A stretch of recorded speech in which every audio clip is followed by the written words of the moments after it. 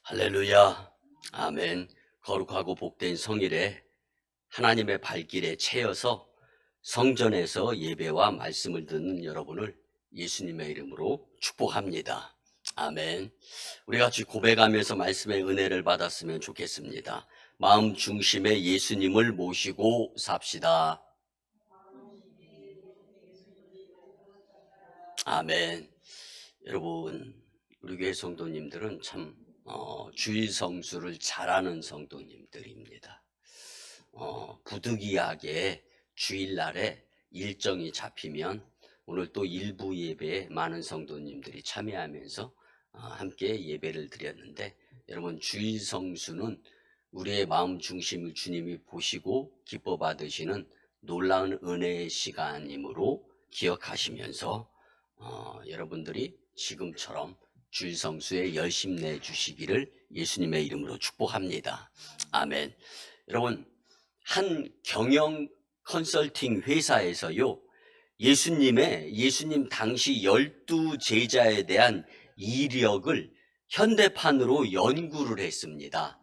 그래서 예수님의 12제자가 어떠하였는가, 그 연구 결과 오직 가롯 유다만이 좀 나았을 뿐이고 다른 11제자들은 모두가 보잘것없다는 평가가 내려졌던 거예요.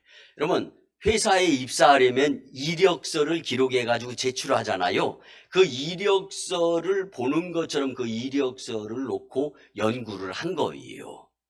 하나같이 개인주의적이고 학력이 딸리며 무능력하고 부정적인 데다가도 가진 것도 없어요. 그리고 남을 물어뜯고 헐뜯고 예수님의 십자가 사랑은 온데간데 없고 전부 다 개인주의적으로서 모으는 자가 되어야 되는데 흩트는 자의 성격. 여러분, 교회가 부흥하려면 서로 사랑하는 것부터 하나님이 보시잖아요. 여러분이 교회를 부흥시키려면은요, 그래서 축복을 받으려면은요, 남하고 분쟁이 없어야 돼요. 이로 인해서 하나님이 큰 축복을 내려주시는 거예요. 근데 예수님의 제자들이 전부 다 이 부분에서 형편이 없었다고 평가가 내려진 거예요. 그래서 리더로서의 부적합하며 다른 후보자들을 물색했어야 되는데 어떻게 예수님은 그 12제자를 그대로 끌고 가셨을까? 여기에 의문점이 생긴 겁니다. 여러분, 그렇다면 예수님은 제자들을 뽑을 때 무엇을 보고 뽑았을까요? 이력이 좋은 비교적 가롯 유다는 예수님을 은 30에, 지금 환산을 하면은 한 1,800만 원 정도 되는 돈, 이것으로 인하여 예수님을 팔고 난 후에 후회하면서 자살해 버렸지 않습니까? 여러분, 하나님이 우리를 보실 때 중요하게 여기는 것은 과연 무엇일까요? 오늘 본문에서 하나님이 다윗을 택하신 이유를 살펴보면서 우리가 어떤 모습으로 하나님 앞에 서는 상황으로 살아야 할지를 반드시 깨닫고 우리의 삶이 변화되어지기를 예수님의 이름으로 축복합니다. 아멘. 그렇다면 하나님이 사울 왕의 후계자로 다윗을 기름 부어 왕으로 택하신 이유가 무엇이겠습니까? 오늘 우리 이 부분으로 큰 은혜를 받으면서 정말 하나님 앞에서 마음과 뜻과 정성을 다하여 중심을 들이며 살아갈 수 있는 인생 여정이 되기를 예수님의 이름으로 축복합니다. 아멘. 첫째는요, 하나님은 사람을 외모가 아니라 마음 중심을 보십니다. 아멘. 여러분, 하나님이 사람을 외모로 보지 않는다는 것을 바꿔서 말씀드리면 사람은 외모로부터 먼저 본다라는 말씀이기도 합니다. 본문을 표준 세번역으로 보면 그들이 왔을 때 사무엘은 엘리압을 보고 속으로 주께서 기름 부어 세우려는 사람이 정말 주 앞에 나와섰구나 하고 생각하였다. 그러나 주께서 사무엘에게 이르셨다. 너는 그의 준수한 겉모습과 큰 키만을 보아서는 안 된다. 그는 내가 세운 사람이 아니다. 나는 사람이 판단하는 것처럼 그렇게 판단하지는 않는다. 사람은 겉모습만을 따라 판단하지만 나 주는 중심을 본다. 아멘. 아멘. 사무엘은 이새의 집으로 하나님이 가라고 해서 갔더니 이새의 첫째 아들은 엘리압이 용모가 준수했던 거예요. 그리고 외모로 볼 때 이스라엘의 2대 왕으로 흠이 없는 모습을 보면서 하나님이 이래서 나를 이새의 집으로 보내셨구나라고 이렇게 처음엔 깨달았다는 겁니다. 첫눈에 엘리압이 용모가 준수하고 키도 컸으며 또 지식이 출중해가지고 차기 왕으로서 전혀 손색이 없음을 느낀 겁니다. 그러나 하나님께서 택한 사람은 엘리압이 아니라고 말씀하시기에 하나님은 도대체 어떤 사람을 세울 때 선택을 기준으로 삼으실까라고 사무엘도 의문에 빠지게 됩니다. 용모가 다가 아니라 하나님은 마음 중심을 보신다고 주님은 사무엘에게 설명하는 거예요. 여러분, 사람의 중심은 마음입니다. 마음이 편하면은요, 일도 잘 풀릴 수 있어요. 그런 컨디션도 좋아집니다. 마음이 불편하면은요, 여러분, 아무리 많은 것들이 주어진다 할지라도요, 손해라고 여기면서 살 수밖에 없는 것이 인생입니다. 여러분, 하나님은 우리에게도 그 어떤 것도 모두 다 가져가실 수 있는 분이십니다. 건강도, 재물도, 권력도 하나님이 마음만 먹으시면은요, 언제든지 우리의 모든 것을 싹 쓸어 가실 수 있는 분이십니다. 그러나 하나님이 우리에게 있어서 가져가시지 않는 것이 딱 하나가 있습니다. 그것이 뭐냐면 우리의 마음입니다. 왜? 우리에게 자유의지를 주셨기 때문입니다. 이는 하나님께서 우리에게 자유의지를 주셔서 자유롭게 선택하면서 믿음의 분량을 평가받으면서 살아갈 수 있도록 인도하신 거예요. 그런데 중요한 것은 그 자유의지를 하나님이 주셨는데 그 마음 중심 이것도 주님의 것이라고 생각하면서 주님께 마음과 뜻을 다하여 정성으로 마음 중심을 드리게 된다면 이것보다 더 큰 하나님 영광이 없다라는 거예요. 여러분, 우리가 잘 아는 혼자 된 여인이 두 렙돈을 예물로 드릴 때 예수님은 그 앞에 앉아 계셨어요. 보셨다고 성경은 기록합니다. 그런데 그 가운데에서 주님이 보신 것은 무엇입니까? 마음 중심입니다. 믿으시기 바랍니다. 약 한 1,800원 정도 되는 예물을 드렸는데 주님은 최고라고 여기신 거예요. 왜? 마음 중심이 주님께 드려졌기 때문입니다. 그 혼자 된 여인의 두 렙돈 드림을 예수님이 보신 것은 바로 이 마음 중심이셨습니다. 아멘. 하나님은 우리의 그것도 마음을 다하는 마음 중심, 이걸 받기를 원하신다라는 사실입니다. 신명기 6장 5절을 보면 너는 마음을 다하고 뜻을 다하고 힘을 다하여 네 하나님 여호와를 사랑하라. 아멘. 아멘. 하나님은 우리의 마음을 원하시는데 마음을 다하는 마음 중심을 원하신다고 성경은 말씀합니다. 우리는 부활절을 보낸 이 시점에서 과연 하나님께 대하여 마음을 다하는 예배자, 기도자, 그리고 주님 영광을 우선시하는 삶을 살아가고 있는가 한번 생각해 보시기 바랍니다. 여러분, 우리의 마음 중심을 받으시며 축복의 통로를 활짝 열어주시는 주님을 체험할 수 있기를 예수님의 이름으로 간곡히 부탁을 드립니다. 마음을 다하라는 것은요, 교회 생활, 믿음 생활, 신앙 생활뿐만 아니라 사회 생활에서도 적용이 되는 마찬가지입니다. 골로새서 3장 23절을 보면 무슨 일을 하든지 마음을 다하여 주께 하듯 하고 사람에게 하듯 하지 말라. 아멘. 아멘. 우리는 대다수가 세상을 살아가면서 하나님은 생각지도 않고 내 기분과 내 감정에 의해서 말하고 행동하면서 사회생활할 때가 참 많습니다. 그렇게 하지 말라는 거예요. 무슨 일을 하든지 다 하나님이 너희 마음 중심을 보고 계신다. 이것을 잊어버리지 말고 말하고 행동하며 살아라. 이게 주님의 말씀입니다. 여러분, 우리 교회가 이제 다음 주일이면은 40살 되는 40주년 기념주일입니다. 네, 여러분, 저와 여러분들 모두가 다 이때까지 오래 참으면서 기도하는 가운데, 전도하는 가운데 교회 부흥을 기다렸지 않습니까? 여러분, 교회 부흥의 가장 중요한 것은 내 마음 중심을 주님께 드리면서 내가 대인관계를 하며 말하고 또 행동하게 될 때 그 모습을 주님이 보시는 거예요. 그리고 하나님 영광 받으시고 교회 부흥시켜 주시고 성도 축복받게 해주시는 줄 믿습니다. 여러분, 하나님께서 우리의 마음 중심을 보고 계시기에 정직하게 주어진 일에 서로 사랑하며 진심으로 일할 때 우리는 세상 사람들로부터 인정받고 하나님께도 기쁨이 되는 인생이 되리라 믿습니다. 두 번째는요, 하나님은 비교의식에서 벗어난 사람을 들어서 쓰신다라는 사실입니다. 아멘. 여러분, 이새에게는 8명의 아들이 있었습니다.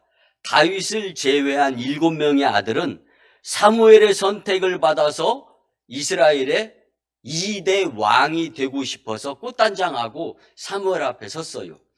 근데 그 당시에 막내 아들 다윗은요, 부모에게조차도 이스라엘의 사울 초대 왕에 의해서 2대 왕으로서 제목감이 아닐 것이다 라는 예감이 들어진 그런 상황에서 들판에 나가서 목동으로서 양을 치도록 심부름을 받았어요. 그 일에 이제 열심을 내는 이 다윗이었지만 여러분 한번 생각해 보시기 바랍니다. 나머지 7명의 2세의 첫째로부터 7째까지 아들들이 사무엘 앞에 서 있는 거예요. 그러나 그들 모두는 하나님의 선택을 받지 못했다고 오늘 본문은 말씀해 줍니다. 사무엘의 2세에게 말씀합니다. 또 다른 아들은 없냐고 묻습니다. 2세는 막내 아들이 있기는 한데 라면서 머뭇거리는 거예요. 본문 뒤에 11절을 보면 또 사무엘이 이새에게 이르되 내 아들들이 다 여기 있느냐. 이새가 이르되 아직 막내가 남았는데 그는 양을 지키나이다. 사무엘이 이새에게 이르되 사람을 보내어 그를 데려오라. 그가 여기에 오기까지는 우리가 식사 자리에 앉지 아니하겠노라. 아멘. 아멘. 여러분, 이 일을 마무리하고 나서 악수하면서 우리가 애찬을 나눈다든가 또 인사를 하죠. 일이 아직 안 끝났다라는 것을 사무엘은 이새에게 표현하는 것입니다. 다윗은 아버지조차도 그가 왕의 제목감이 될 수 있겠나 싶을 정도로 과소평가받던 아들이었음을 성경은 말씀해주고 싶은 거예요. 그래서 아예 다윗을 사무엘 앞에 데리고 나오려는 생각조차 하지 않았던 것입니다. 그런 다윗을 사무엘이 데리고 오라고 하는 거예요. 본문 뒤에 12절을 보면 이에 사람을 보내어 그를 데려오매 그의 빛이 붉고 눈이 빼어나고 얼굴이 아름답더라. 여호와께서 이르시되 이가 그니 일어나 기름을 부으라 하시는지라. 아멘. 아멘. 여러분, 사무엘이요, 이새의 큰 아들 엘리압을 보았을 때 하나님께서 왜 이새의 집에 기름 부음의 사람을 찾아서 그곳에 가라고 했는지 알았다고 성경은 본문에서 말씀해 주세요. 그런데 이 또 12절의 말씀을 보면은 여러분, 영적인 것은 상황이 바뀌면은요, 해석이 재해석이 되어지는 겁니다. 그 무엇보다도 중요한 것은 불려온 다윗은 목동 차림의 옷 그대로였던 거예요. 여러분, 다윗이 복장이요, 왕으로서 기름 부음을 받을 만한 복장이 아니잖아요. 목동의 모습입니다. 그런데 목욕도 하지 않았을 뿐만 아니라 용서하시고 들으세요. 꾀죄죄한 모습이에요. 그럼에도 불구하고 다윗의 얼굴로 드러나는 모습은 눈빛이 살아있고 아름답다고 사무엘이 말할 정도였던 거예요. 여러분, 믿음 생활, 신앙 생활, 교회 생활 하다가 힘들고 어렵고 시험도 들고 속상할 때도 있지만, 여러분, 중요한 것은 내가 지금 영적으로 말하고 영적으로 기도하고 영적으로 예배드리고 영적으로 살아가고 있는가. 다윗은요, 몸의 습성이 영적인 모습으로 훈련이 되어졌던 겁니다. 그래서 우리는 일할 때도 기도하고 영적인 모습으로 주님께 다가가고 그 마음을 주님께 보여드려야 되는 것입니다. 여러분, 여기서 아름답다라는 것은 외모보다는 다윗에게서 풍기는 평소의 모습뿐만 아니라 이제는 눈으로 보는 것이 아니라 사무엘이 영적인 눈이 떠진 거예요. 그래서 다윗의 마음 중심을 보게 된 것입니다. 사무엘은 성령의 도움으로 주눅들지 않고 눈빛이 살아있는 자신감 있는 다윗을 보게 된 것입니다. 아멘. 다윗은 비교적 키가 작고 집에서 하찮게 여김을 받는 막내였습니다. 그러나 다윗은 하등 비교의식도 열등의식도 없이 당당했는데 이를 하나님이 보시기에 합당했기 때문입니다. 사랑하는 성도 여러분, 진실한 마음 중심의 사람은 비교의식으로 살지 않고 또한 열등의식으로 살지 않고 믿음으로 당당하게 사는 줄 믿으시기 바랍니다. 그러므로 성도는 하나님이 원하시는 자기 자리를 충실하게 잘 지키며 믿음으로 살아야 합니다. 아멘. 여러분, 하나님은 우리의 마음 중심을 보십니다. 우리의 본질과 가치를 아시기에 하나님은 우리를 비교하지 아니하십니다. 예수님의 삶을 보면 그분은 언제나 가슴으로 사람을 이해하시며 바라보셨기에 비교하지 않으셨습니다. 누가복음 19장 5절에서 세리로 천대받았던 삭개오의 마음 중심을 주님이 보신 거예요. 예수님을 만나고 싶은 거예요. 예수님을 집으로 초청하고 싶었던 거예요. 그래서 키가 작아서 예수님을 만나려고 이구동성으로 모였던 청중들에 의해서 예수님이 안 보이는 거예요. 방법을 모색하기 시작합니다.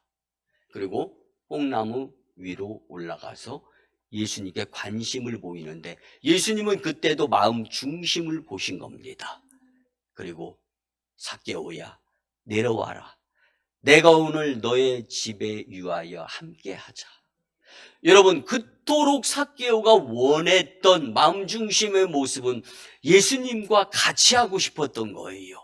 여러분, 우리의 영성이 회복되고 우리의 기도가 회복되고 우리의 예배가 회복되고 그로 인하여서 주님과 함께 동행의 삶을 사는 것, 이것보다 더 큰 감사, 기쁨의 조건은 없다라는 생각을 가지시면서 누가 나를 뭐라고 이야기하든지 간에 내 마음 중심에 나는 십자가에 못 박혀 내 죄를 사하시려고 대속의 은혜를 입은 나 자신, 그 십자가에 못 박히신 예수님이 내 속에 있다. 부활하신 예수님이 내 마음 중심에 있습니다. 나는 주님 영광을 위해 살아가기 위해서 혼자 된 여인도 그렇고 삭개오도 그렇고 성경에 전부 다 부족한 자들이었지만 예수님의 제자들조차도 이력서상으로 부족한 사람들이었지만 하나님은 그들의 마음 중심을 보신 것입니다. 오늘 저와 여러분들의 마음 중심을 주님은 보십니다.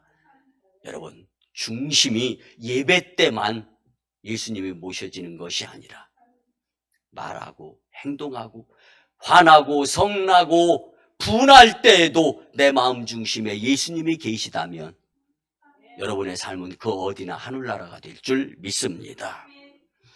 누가복음 19장 5절에서 천대받던 삭개오가 마음 중심을 주님께 드리게 될 때 예수님과 함께 하룻밤을 보낼 수 있는 축복의 가정, 가문이 되었습니다.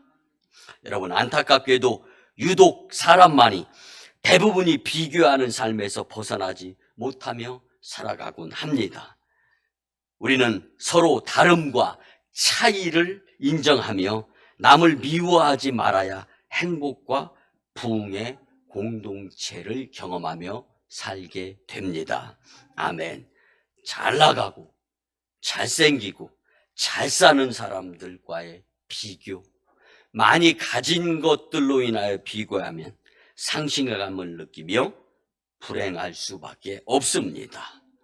거기에 신경 쓰다 보면 정작 내게 필요한 일에 에너지가 고갈되어져서 삶을 손해보는 인생으로밖에 살아갈 수가 없습니다. 그렇습니다.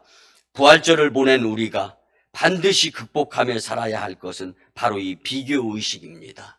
여러분, 인생 여정에서 나한테 잘해주는 사람이 고맙기는 해요. 그렇지만 그를 통해서 또 배신도 당합니다. 그렇기 때문에 사람과 세상은 믿을 존재가 아닙니다. 마음 중심에 담을 존재가 아니라는 것을 말씀을 드리고 싶은 거예요. 하나님이 각자 나를 부르신 이유가 무엇인가를 깨달으면서 사시기를 바랍니다.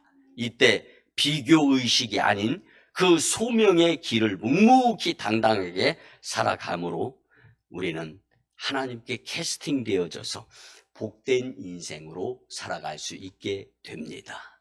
마지막 세 번째는요, 하나님의 때를 기다리며 살아야 합니다. 사무엘이 왕의 제목감을 선택하기 위해 베들레헴으로 향하는 것을 당시에 많은 사람들이 소문으로 들었습니다. 작은 고을에 소문이 쫙 퍼진 거예요. 그리고 2세의 막내 아들인 다윗이 기름 부음을 받았다는 소리도 동네에 소문이 쫙 퍼졌습니다. 근데 여러분, 그 전에 한번 생각해 보세요. 어느 집으로 갈 것인가? 모든 사람의 관심이 주목이 되어졌어요. 2세의 집으로 발걸음을 옮겼습니다. 그 동네 사람들과 주변 사람들이 그 집 부모도 다윗을 그 왕의 후계자로서 옷차림이나 준비시키지 않았다는 것을 다 알고 있어요. 그리고 2세의 막내 아들인 8째 아들인 다윗은 들판에서 양을 목동으로서 양을 치고 있다는 걸 알고 있는 거예요.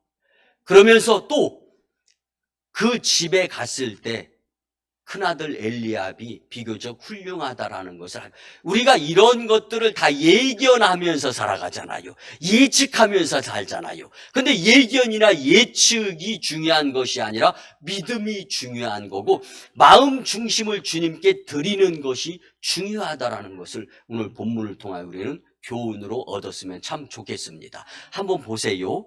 다윗이 결국에는 우여곡절 끝에 말씀 서두에 다 드렸잖아요.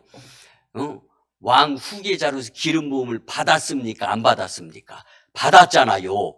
다윗이 기름 부음을 받았어요. 결국은. 그런데 무려 10년 동안 왕이 되지 못했습니다. 여러분, 지금은 하나님의 때를 기다려야 된다는 말씀을 우리가 같이 나누고 있는 거예요. 곧바로 왕이 되질 못했던 것도 동네에 소문이 쫙 퍼졌습니다. 골리앗을 물리치고도 왕이 되지 못했습니다. 사울 왕의 사위가 되어서도 왕이 되지 못했어요. 그리고 사막으로 광야로 쫓겨다니는 세월이 10년이었습니다.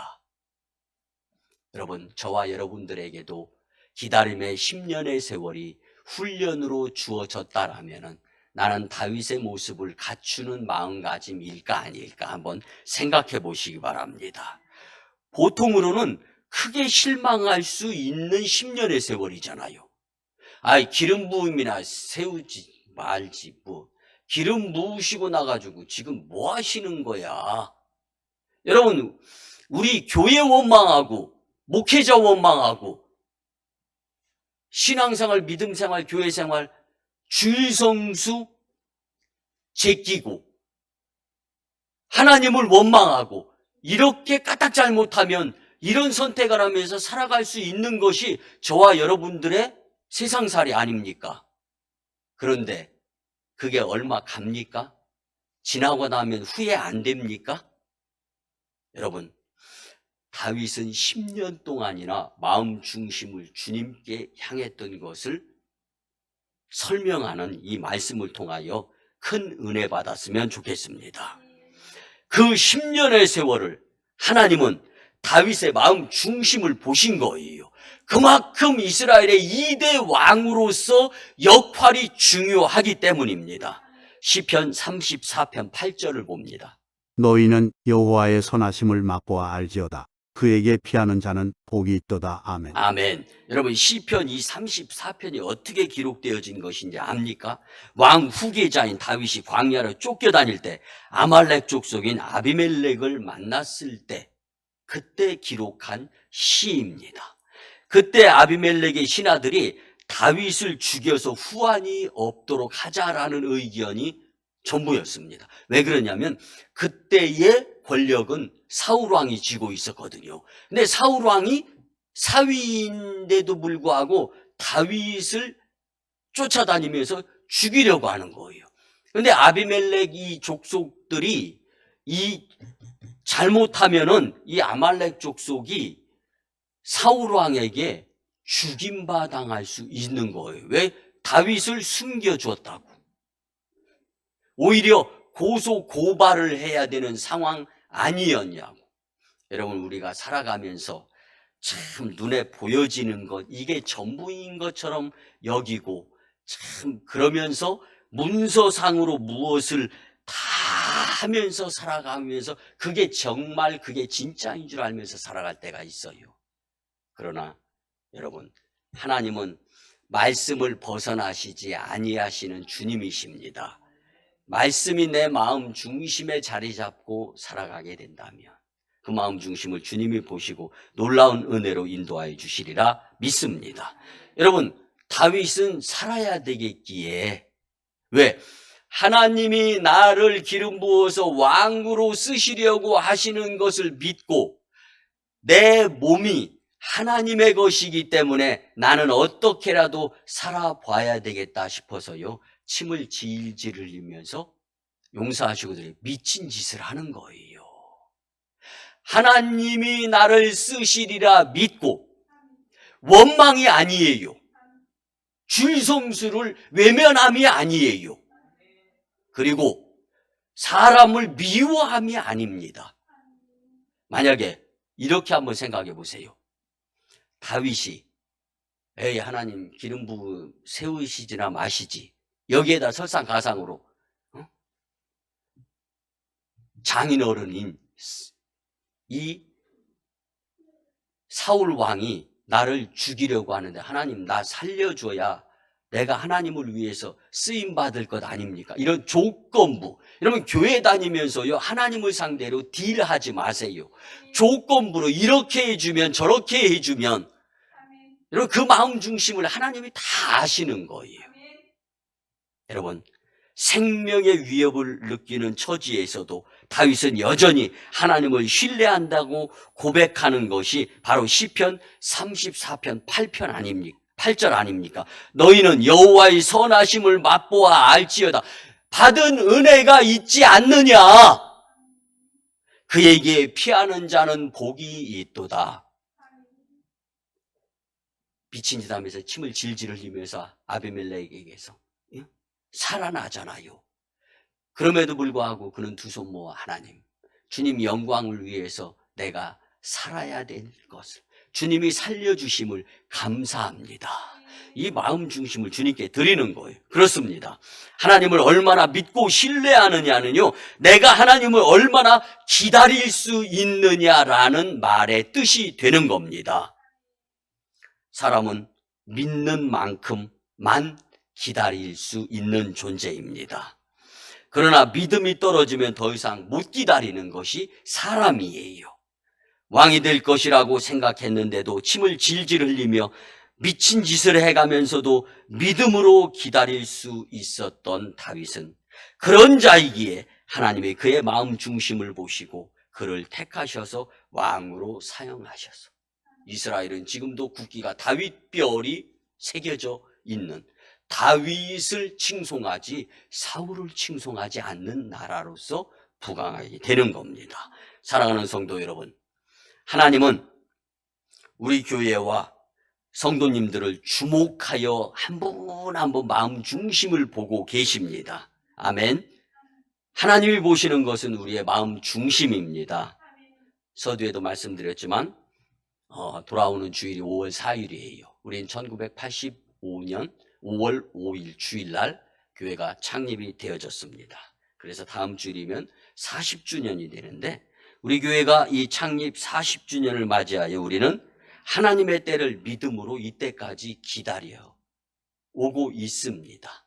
그리고 저와 함께하는 26년의 세월도 기다림의 믿음의 시간이에요. 마음 중심을. 그리고 저는 이 전존에서 하나님의 또 다른 뜻이 없으면 은퇴를 하려는 마음가짐을 가지고 이곳에서 목회를 하고 있습니다. 이제 아무리 좋은 조건의 목회지가 나에게 주어진다 할지라도 하나님의 뜻이 아니면 마음 중심을 주님께 드리는 거예요. 오송산지를 복음화시키면서 재림주 심판주 예수님 앞에 만났을 때 여러분 다윗의 10년을 놓고 볼 때 저는 26년을 기다리는 거예요. 더 큰 축복이 우리 교회에 임할 줄 믿습니다. 저는 이렇게 확신합니다. 이 마음 중심을 주님께서 보시는 거예요. 이제 하나님께서 오송산지와 나라와 열방 그리고 다음 세대 복음화를 위하여 저와 여러분들 우리 오송광림 재단을 기꺼이 들어 쓰시리라 확신합니다. 왜? 주님이 우리의 마음 중심을 아시기 때문에. 말씀의 결론을 드립니다. 사랑하는 성도 여러분, 하나님은 우리를 보시고 훈련하실 때 시간과 세월을 통해 훈련시키십니다. 하나님은 우리의 마음 중심을 보시는데 우리는 비교의식이 아닌 믿음으로 기다리는 훈련하면서 살아야 될 줄 믿습니다. 부활하신 예수님을 믿고 의지하며 어떤 시험이 와도 기도하며 인내하는 자, 예배로 주님께 영광을 올려드리는 자, 그런 마음 중심을 하나님이 보시고 놀라운 사랑과 은혜로 충만히 부어주실 줄 믿습니다. 여러분, 오늘 받은 마음 중심을 보시는 하나님의 말씀을 삶에 적용하며 살아서 하나님 영광, 교회 부흥, 성도 축복이 되시기를 예수님의 이름으로 축원합니다. 아멘. 기도드립니다. 이제는 우리 구주 예수 그리스도의 한량 없으시고 크신 은혜와 아버지 하나님의 극진하시고 무한하신 사랑하심과 성령님의 감화, 감동, 교통, 역사, 위로 그리고 우리를 응원해 주시며 감사케 하심이 오늘 주신 말씀대로 귀한 주일에 하나님께서 우리에게 하신 말씀, 마음 중심을 보시는 하나님에 대해 이 주신 말씀대로 살고자 다짐하고 돌아가는 심령들의 가정과 직장과 일터와 사업장 위에 1호 선교지 인도와 태국 땅, 2호 선교지 중국 땅, 광동 성해주, 3호 선교지 북녘 땅의 선교 사역 위에 국제도시로 변모하는 이 오송산지와 열방과 다음 세대 복음화 위에 오송광립교회 부흥으로 인한 하나님 영광 위에 이제로부터 영원토록 함께 하옵시기를 간절히 축원하옵나이다. 아멘.